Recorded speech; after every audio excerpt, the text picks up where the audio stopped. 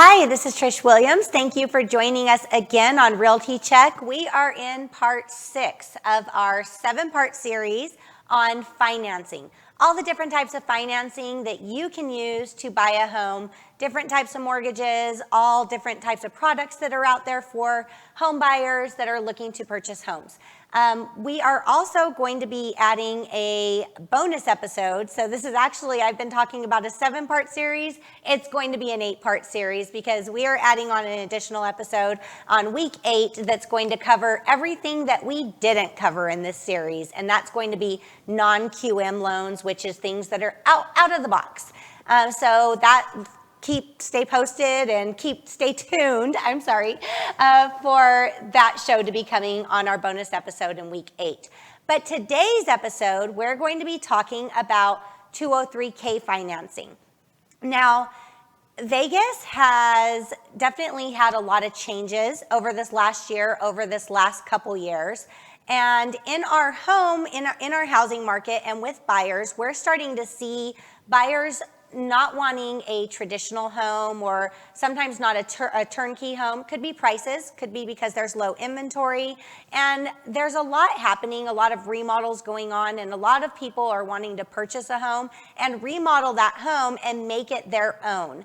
So with that being said, we have Shaun Stackhouse with Alderus Mortgage. Good morning. How are you doing today? Good. Thank you for joining us, Shaun. I'm really happy to be here. This is great. I think this podcast is awesome. Thank you. Thank you. So Shaun, you're going to be telling us about how 203K financing works, right? Yes. Yeah. I'll do my best. Okay, great. So let's start off with the beginning. What is 203K financing? So a 203K, that is an FHA product that is used primarily for properties that are maybe a little distressed or don't quite fit all your needs right away, or maybe there's a couple things that need to be fixed, or maybe say the house is outdated and you want to do some updates. Right. The one thing that you can do is qualify for an FHA loan, go out shopping for properties, and then say you can't find anything that fits just within the box. Well, there might be some properties outside the box that have, like I said, a couple things that need to be fixed. Well, you don't have to do any additional qualification for a 203K. Oh. It's very, very simple, actually. Okay, that's amazing. So let me get this straight. FHA loans, so what everybody's understanding of FHA loans is strict criteria for financing. It definitely has to have a lot of things about it, or FHA won't finance on it. It has to be all up to code, has to, have all the windows, all the doors, has to have all the flooring. There's a lot of things that FHA has as requirements. So with a 203K loan, those requirements are able to be accepted as long as they're going to be repaired? So that's a good question, because if there are any real major structural defects with the property, you can't really go in and like say fix the foundation or anything really substantial like that. I mean, there are 2 separate kinds of 203Ks. There's a full 203K and a streamlined 203K. The most common is the streamline. Okay. Now, the streamline allows for repairs up to $35,000. Anything over $35,000, you're looking at a full. Now, on a full, you can actually demolish the property, completely rebuild it. Oh my goodness, really? Yeah, the only thing that has to actually remain is a portion of the original foundation. So there's a ton of things you can actually do. You can rebuild a house with an FHA loan. That's right. Amazing. Oh my goodness. That's so yes, I didn't even know that existed. And what I'm seeing, I don't know if you've been to like the downtown area of Las Vegas lately. So that area that was like behind the Boulevard Mall area and by the downtown arts district. That area has some big changes happening right now. All of those homes, and these homes, they're adorable homes, but over the years they got really ran down and the neighborhood started looking a little run down. And lately, there's been a lot of people purchasing these homes, completely renovating them, and they have this like mid-century modern look to them. They're gorgeous, and there's a lot of changes happening there. I feel like this would be the perfect product for people that are looking to purchase a home like that they want to completely update, redo, and the homes have great lots. They have, it's definitely an adorable community, no association. Right. And I feel like that is part of, I guess, our influence from other states that are coming in. We have a lot of buyers coming in from California or any of our surrounding states where they're not so much interested in the cookie cutter track homes. That's kind of been I don't know if it was just a Vegas thing. I only live in Vegas. I only know Vegas. But I feel like that might have been just a Vegas thing where other people are looking for homes with character, homes that have a little more style to them. So I feel like this is something that would work well for them.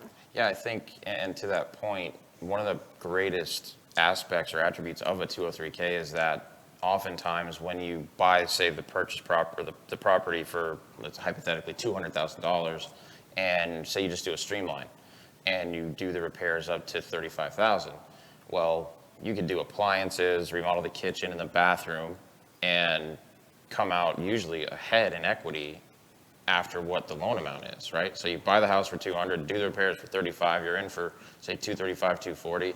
But after all the appliances are updated and everything else is updated, well, maybe you're looking at $260,000 in the bank because of the repairs you made. So it instantly adds equity, which is awesome anyway. That is amazing. We love adding equity. So how much down payment, if you're doing, I know FHA is 3.5% down. So if a buyer's doing an FHA 203K loan and they're getting these renovations, they're getting the money pulled out and set aside, and we'll talk about how that works in a few minutes too. But how much down payment do they have? It's the same down payment as a regular FHA loan, 3.5%.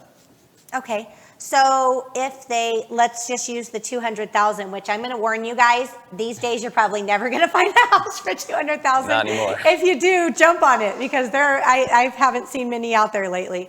But we're going to use it to make numbers easy. We're going to use $200,000 as a case scenario here. So if they were buying a home for $200,000, they're getting the streamline, $35,000 in upgrades or renovations added to it. They're only going to pay 3.5% of $235,000. Correct. Oh my goodness. Yeah, so, and one thing that they also take into account is what the repaired value will be, or the overall value after repairs, right? So in the appraisal, that's what they're going to be looking at. There are some additional fees that come along with doing a 203K. There are a couple of inspection fees, an increased title fee to protect the title in case the contractor, for any reason, puts any liens against title. Oh yeah. So we're covering all the bases just in That's case. good. Yeah. And that's the only things that are coming to mind. And I think a 1.5 origination fee. Okay. Or it's a 1.5 or $350, whichever is higher. Oh, okay. So that would be added to their closing costs, Exactly. basically. Yeah. Okay. And then on that, is there I would assume there's probably 2 appraisals? Actually, yes. They will do, well, it depends. On the streamline, they usually only do one, where there's the appraisal at the final, or they do an appraisal up front.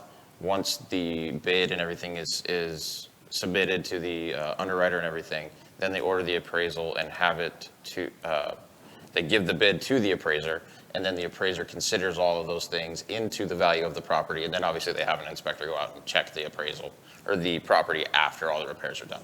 To verify that they Correct. did everything that they were supposed to do with Right. it. And, yeah. and also depending on whether it's a streamline or a full and how much the repairs are. So if you go over 15,000, then all the inspections need to be, or all the, repairs need to be inspected and verified essentially. If it's under 15,000, then there's no reason to have them inspected by an FHA certified inspector. Oh, okay. And when the appraiser goes out, obviously all of this, so just in summary, all of this transaction can be done during escrow, but the repairs don't get done until after closing, correct? Well, yes. The way that works is when you submit the file and say you go out, find a property, make an offer, gets accepted, now you're in contract, things are moving. The opportunity to get the bid and all of the additional things that go along with the bid, because for an FHA bid, most contractors aren't really used to putting everything together for that. So it's a little bit more detailed of a process than they're used to. Right. So you'd probably want to find a contractor that's done this before to come out and give you your bids and your estimates, because those are pertinent and very important to have during this escrow period. Absolutely. And if you can't find one, then definitely have all the information you need with you to explain to the contractor what's going to be expected of them. I think that'll go a long way. Yeah, good. And then all of this, these bids get put in, the contractor comes out, they give you bids for the work that you want to do. You lay out what you want to do. And this is all, how long is this? 30, 45 days? How long are we talking about? So the typical loan process I would say 30 to 30 or 45 days. Now the repair process, you have up to 6 months. So you can have that take that long. Obviously, I don't think anybody wants it to take that long, but it can. Okay, but that's after closing, the repair process. So from contract to close, where probably this is realistically going to be between around 45 days, I assume? Yeah, just conservatively. But I mean, 30 is usually what we go with, but 45 just to be conservative. Yeah, most definitely, because I figure it would probably, this would be a case where you'd want to have a little bit longer due diligence, because you want to be able to get all the people scheduled to come out. And we all know these days it's hard to find a contractor. Hey, if you're out there, I need your contact info, because they are hard to find. But getting someone out there, getting someone to give you these bids is probably going to take a little more time than the traditional 10-day due diligence period. So I'm sure that would be important. So contractor comes out. They give you your estimates, your bids. You have everything in hand. The appraiser, because the repairs are not done yet, the appraiser has to go out to the home with the bids from the contractor and review everything, even though they're not there yet, even though they can't see them yet. They appraise it based off of that information? Exactly, yeah. Okay. And then, of course, I assume if it doesn't appraise, that could be an issue? Right. Yeah. Yeah, they obviously don't want the property inflated or anything like that. So that's why they go to such great detail to have the bid done in a specific way, so that the FHA appraiser can basically just check off the boxes of everything he needs to verify, right? So they've got their list of what they need to do, and that's why the bid has to come through a specific way. And to that point, I don't believe that there's really many circumstances where there have been underappraised properties in these types of situations because of how, but again, I mean, we do a lot of our due diligence, you've worked with us, we do a lot up front to make sure that we try to mitigate as much of that as possible, so. Right, no one likes surprises in escrow. I hate surprises in escrow, so let's get it all out of the way first, absolutely. I feel like that's just basically, it's common sense that a home that's in poor condition, once the upgrades and renovations are done, you put new flooring, new countertops, remodel the kitchen, everything, of course it's going to appraise higher. Yeah. So that shouldn't, I don't really foresee that, especially in this market, being an issue. So that is a good thing. Now, I just want to clarify one more time on this. Sometimes on the MLS, which I know like general public doesn't know what we see on the MLS as realtors, but your realtor may tell you, or you may be talking to me even and say, well, this property is only eligible for cash financing. You can't get a loan on this property.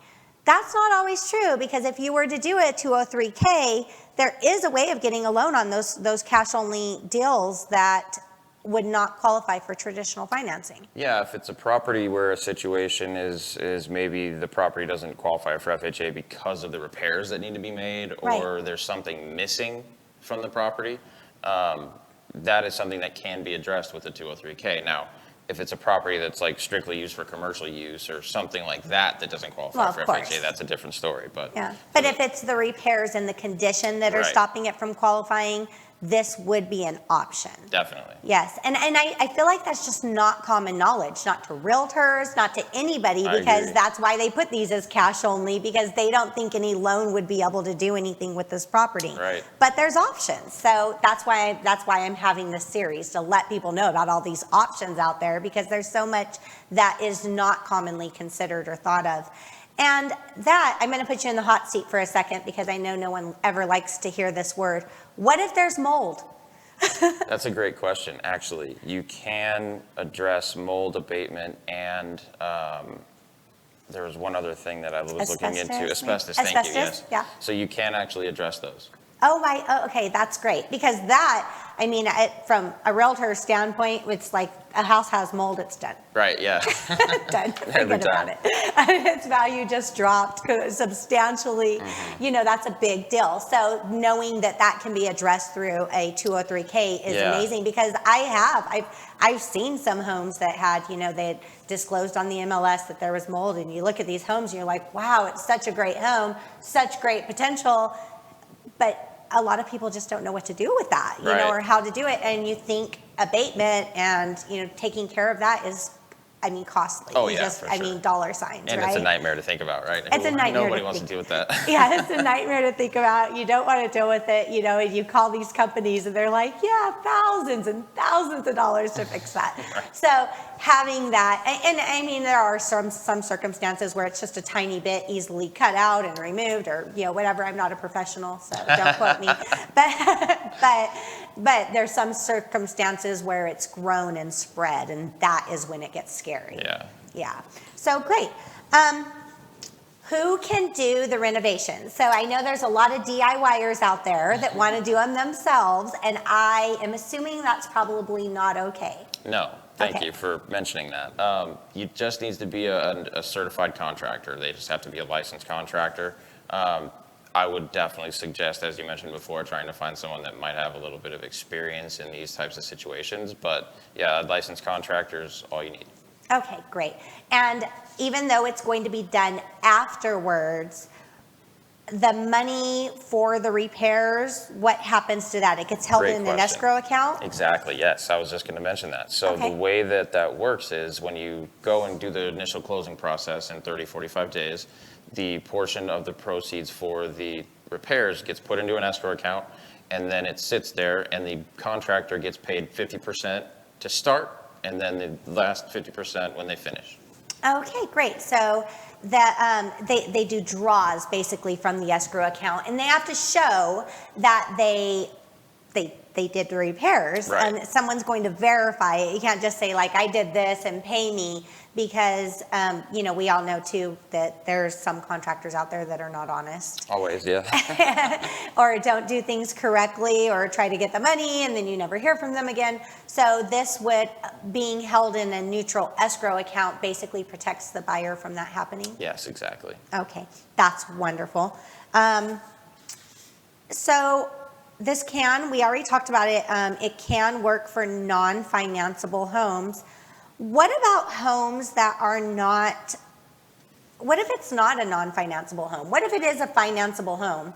There's nothing wrong with it. You can get a loan on the home anyways, a traditional loan, but you know, it's outdated. It still has the original cabinets, the original appliances, flooring or whatever, and you want to do updates to it, but it's not a fixer-upper.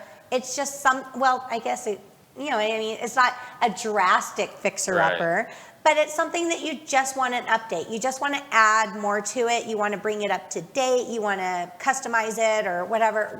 Does 203K work for that? Great question, absolutely. And that's also not very commonly known, is you don't need to actually have anything that you need to repair or fix, or, you know, there doesn't have to be any damage to the property. It can just be a normal house in a normal neighborhood that you think maybe, like you said, needs upgrades in the kitchen or the bathroom, or you want different appliances or whatever the case may be. There are certain things that you cannot do, like you can't add a barbecue pit outside, or a faux bar, or, you know, stuff like that. You cannot do a pool either. Right. No fun. Yeah. Yeah. Okay. But yeah, for the most part, you can use it to just make the house nicer. Yeah. Okay. And then I'm sure in that circumstance where you're just doing regular upgrades and renovations, that you're not going to need to pull out as much money for that, because you still, whatever you do has to appraise. Correct. And we all know that for upgrades, usually you don't get dollar for dollar on appraisals. Right. And that has to be taken into consideration, I assume, because it does essentially all have to work out. Definitely, yeah. Yeah. Okay. And then typically this can be done in 45 days.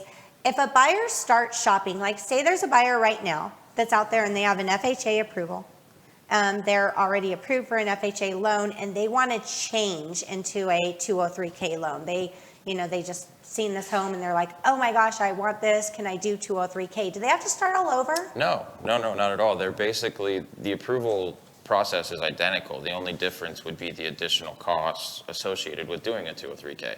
So you just want to make sure that you address that with your client, right? That me being the lender. Yes. And make sure that they're aware of all these things before they commit to it.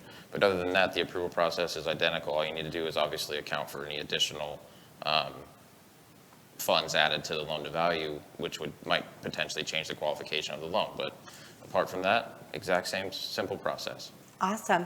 And so it's not any harder to qualify, the credit score requirements, everything, when they're working with you and they're applying for the mortgage, it's all the same, nothing additional, no special things that they have to choose.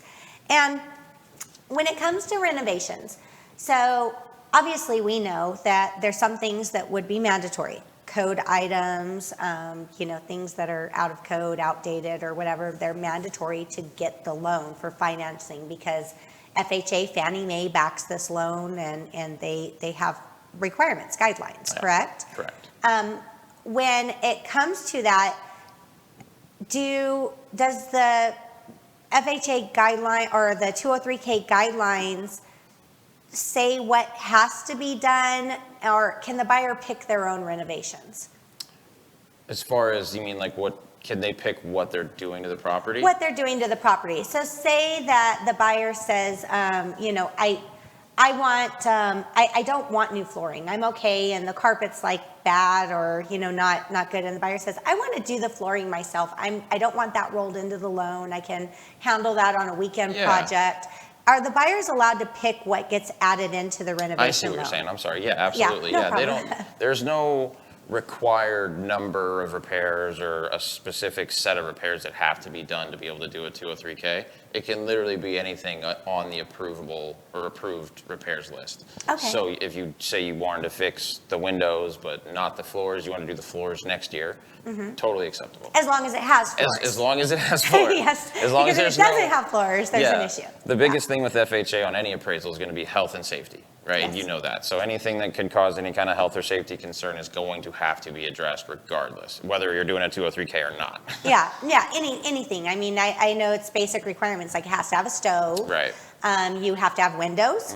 And FHA is also very sticklers on the windows being broken. Right, yeah, they don't the like windows broken can't windows. be broken. If the smoke detectors aren't working, you'll hear about it. And if they turn on a sink and the faucet doesn't come on, you'll have to get it fixed. You have to have a hot water heater. Exactly, got to have straps on that water heater. Absolutely. And you got to have the fire door, if it doesn't close to automatically, the garage. then you'll have to get that fixed. No holes, those attic ladders. Anywhere. Oh my goodness. Right. Those attic ladders. I love them. They're great. You just, pull it down. You can store stuff in your attic, which apparently you're not supposed to.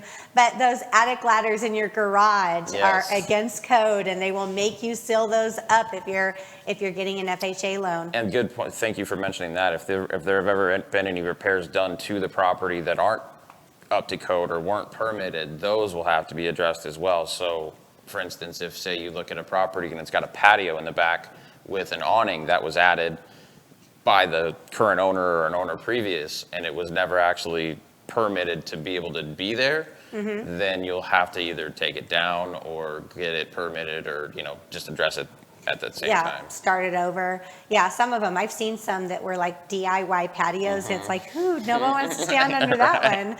So, that goes back to safety issue. That can be a safety issue. Another thing which I think is, I found interesting, FHA does not like chipped paint on your awnings, the outside of the awnings or the exterior of your house. If that wood is exposed on an FHA loan, which I'm sure these 203Ks, they'll make you or make the seller repaint those because it could expose the wood exposed could make it rot, and they don't want anything deteriorating. Absolutely. Yep. That's another one that they're sticklers about. Yeah.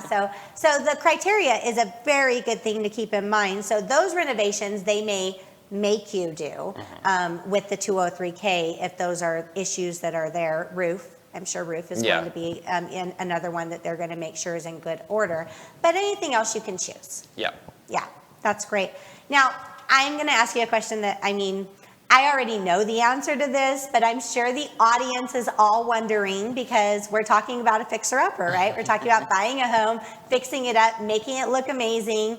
Can you flip it? Yes, no. Unfortunately, no. With an FHA loan, like any other FHA loan, it has to be used to buy as your primary residence. So you're basically signing a document that agrees to you owning and living in that property for at least the next 12 to 24 months. Now, obviously, circumstances change. Life happens. If you have to sell the house in 6 months, you're not going to be in trouble. Yeah. But they definitely would notice if the property was bought and then sold within a couple of months.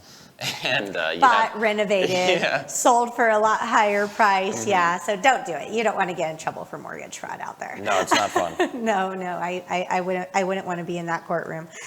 So it is owner occupants only. You Correct. can't buy this as an investment. You can't buy it as a flip. It's still an FHA loan with the FHA requirements of being an owner occupant home. Absolutely. Okay. Great. Now, another thing, and I don't know how this goes. I had forgot to ask you about this prior, but I know there's down payment assistance programs out there for FHA and everything like that. Those don't qualify for the renovation loans, right? Yeah, there aren't any that I'm aware of in Nevada. There may be some in some different states that maybe particular states offer or something to that effect, but here in Nevada, there aren't any that I'm aware of that you can use with a 203K. Okay, yeah, and that makes sense. Really, you're getting to do a renovation for only 3.5% down. Right. If anybody has ever tried to tackle a renovation or tried to even bid one or get an idea of what it costs, they're costly. It's a lot of money, and it's usually cash because you got to pay the contractors, you got to buy the materials, you got to do all this stuff. Being able to roll that all in a loan with only 3.5% down is an amazing asset. Absolutely, so yeah. I really wish I would have known about all this stuff before I bought my first home because now I already have a home, so I can't do that anymore. But it's such good things that you don't know that are out there, and there's so many resources that are out there for people. So Absolutely, yeah. There's tons and tons of resources. You can find stuff online.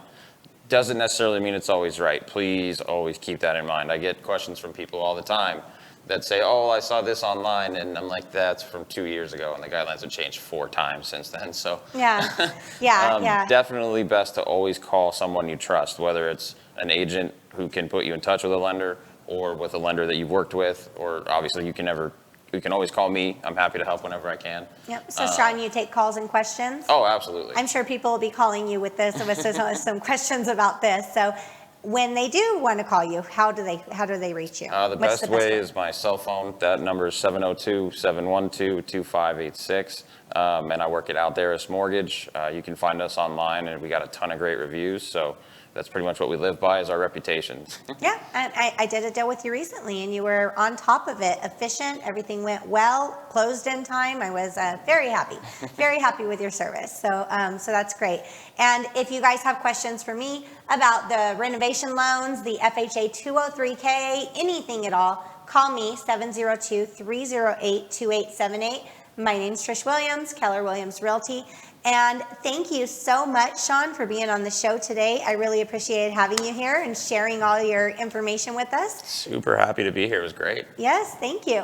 And stay tuned. We're still in the 7-part financing series. So this week was 203Ks. Next week, we're going to talk about buying investment homes. So stay tuned to watch and see what we have coming up in the future episodes. And if you have missed any of our past episodes, go back, download them, share them with your friends. Take a minute to write a review for us and tell us what you want to hear.